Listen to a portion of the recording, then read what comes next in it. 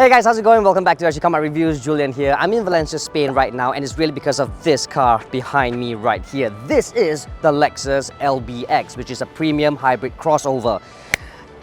It is also going to be Lexus' first ever Category A COE car. Question is it going to be any good? It's one way to find out. Now up front, the Lexus LBX has completely ditched that bold, aggressive, brash spindle grille, but instead, you get this more subtle sort of look. But yes, it is subtle, but it's nevertheless instantly recognizable as a Lexus. You can't mistake this car for anything else, even if I were to cover the badge. But here's the fun fact that you've got to know. Now, the LBX targets a different audience, a new audience that Lexus has never targeted before. Younger, fresher, more stylish, more hippie. And this car certainly fits the bill. So here's one fun fact, right? We spoke to Jun Takahashi, which is the assistant chief engineer, and he told me that this car was actually inspired by a luxury pair of sneakers by Maison Margiela. So that's really cool. Now at the back is my favorite place because you get this lovely line that stretches all the way from one end to the other, and that's the tail lights. And of course, you still get this Lexus moniker across, and of course the LBX. Something that's really, really cool. So here's another fun fact. This LBX is only the second model after the Lexus LFA to bear 3 alphabets for the model. Open up the boot space and you'll be faced with 400 liters worth of hauling capacity. Unfortunately, there's a huge loading limb, so you can't pull stuff out. So if you've got back problems like mine, it's gonna be a little bit problematic, but 400 does get the stuff done. Groceries, your bags, your shoes, whatnot, it's all there.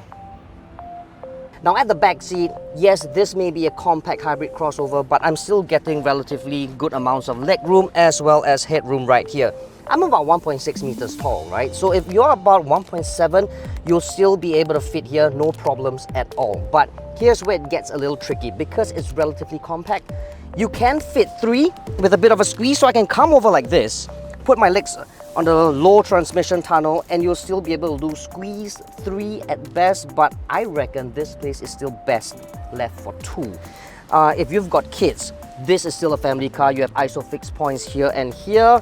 Unfortunately, if it's just the two of you, you can't knock something down and have a cup of coffee. There's no divider right here. There's nothing to pull. So it's just gonna be you and your buddy at the side. Good thing is, you get USB-C ports here.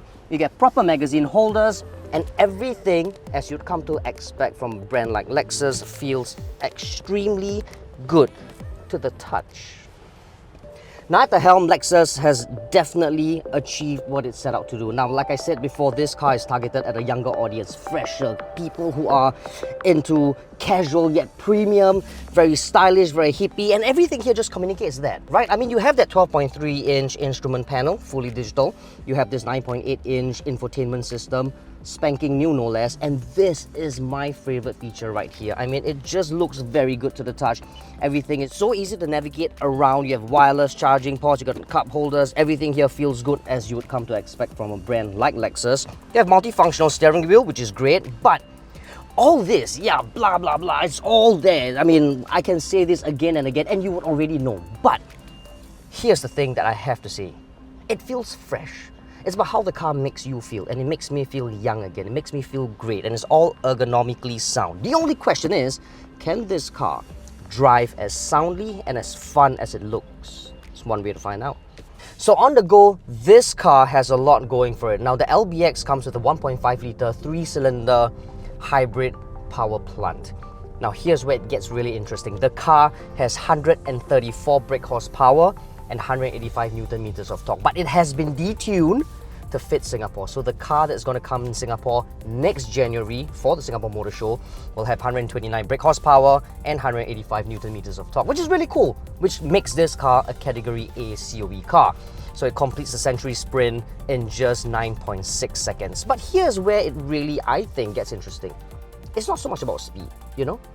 This car isn't so much about how fast it really is. It's really about looking great, being cool. It's a very lifestyle car. Like I said, it targets people who are young and hippie and stylish, people who are okay with doing things out of the norm. And this just clearly represents that. I mean, you've seen all the different colors from all the photos and all.